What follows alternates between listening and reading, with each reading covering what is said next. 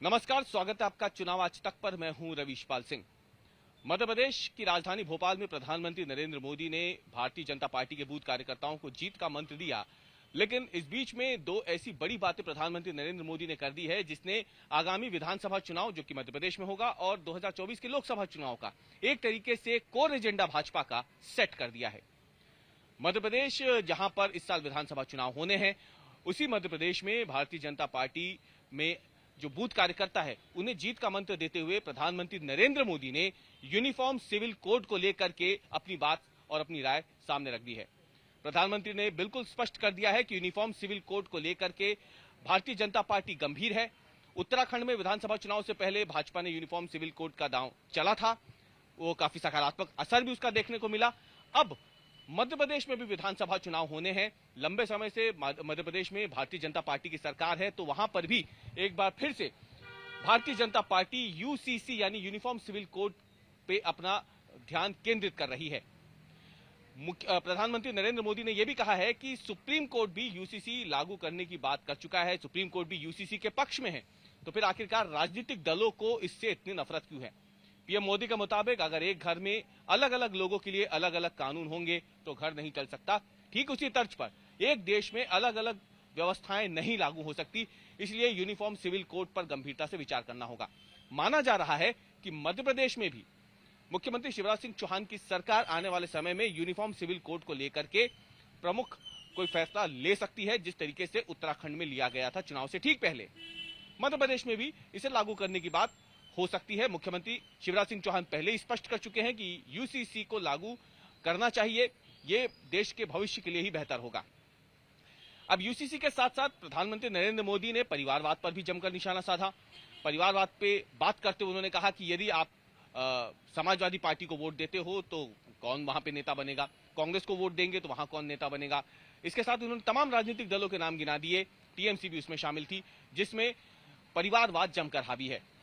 इसके जरिए प्रधानमंत्री नरेंद्र मोदी ने दरअसल ये बातें भोपाल में जब कही तो इसीलिए भी कही क्योंकि मध्य प्रदेश में जब हम बात करते हैं तो विरोधी दलों के तौर पर कांग्रेस ही यहाँ पे प्रमुख विपक्षी दल है। कांग्रेस जो प्रमुख विपक्षी दल भी है, उसमें अगर बात की जाए मध्य प्रदेश में तो परिवारवाद की एक लंबी चौड़ी सूची है, जिसमें जयवर्धन सिंह जो कि दिग्विजय सिंह के बेटे हैं, दिग्विजय सिंह पूर्व मुख्यमंत्री रह चुके हैं मध्य प्रदेश के, वो विधायक हैं।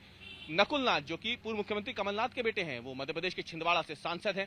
इसके अलावा सचिन यादव जो कमलनाथ सरकार में कृषि मंत्री रह चुके थे, वो सुभाष यादव के बेटे हैं। सुभाष यादव के ही बड़े बेटे अरुण यादव केंद्रीय मंत्री भी रह चुके हैं और मध्य प्रदेश में कांग्रेस के अध्यक्ष भी रह चुके हैं।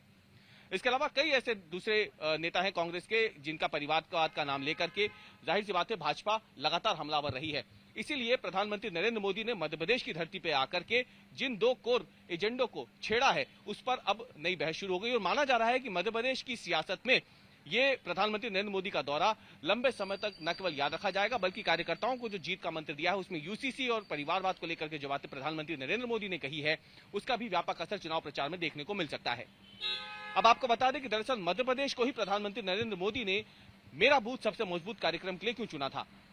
दरअसल बात 1998 की है, जब मध्य प्रदेश में विधानसभा चुनाव होने थे। उससे पहले नरेंद्र मोदी को ही, जो कि संगठन मंत्री थे, उन्हें जिम्मेदारी दी गई थी बूथ को मजबूत करने की। तब बूथ विस्तारक अभियान नरेंद्र मोदी ने ही शुरू किया था। करीब 250 ऐसे कार्यकर्ता थे जिन्हें चिन्हित किया गया था, उन्हें प्रदेश भर की 320 विधानसभा सीटें थी, वहां भेजा गया था। हालांकि उस समय इन तमाम विस्तारकों को जो काम दिया गया था उन्होंने उस पर काम तो शुरू किया, लेकिन 1998 के विधानसभा चुनाव में भाजपा जीत नहीं पाई। करीब 119 सीटें भाजपा को मिली थी, लेकिन 172 सीटों के साथ कांग्रेस को बहुमत मिला और उसने सरकार बनाई। दिग्विजय सिंह की सरकार बनी थी दूसरी बार।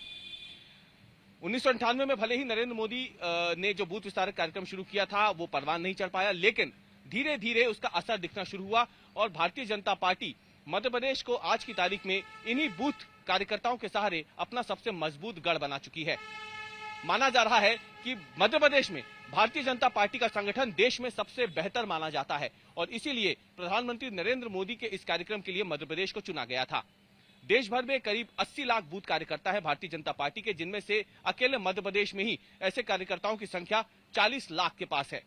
ये सभी कार्यकर्ता डिजिटल रूप से एक दूसरे से जुड़े हुए हैं और मध्य प्रदेश में यही जो संगठन का बूथ का मॉडल है, इसे ही देश भर में लागू करने के मकसद से ही मध्य प्रदेश को आज कार्यक्रम के लिए चुना गया था प्रधानमंत्री नरेंद्र मोदी के। माना जा रहा है कि इस कार्यक्रम के जरिए भारतीय जनता पार्टी आगामी 5 राज्यों में जो विधानसभा चुनाव होने वाले हैं वहां पर अपनी पकड़ को और मजबूत करने की कोशिश में है।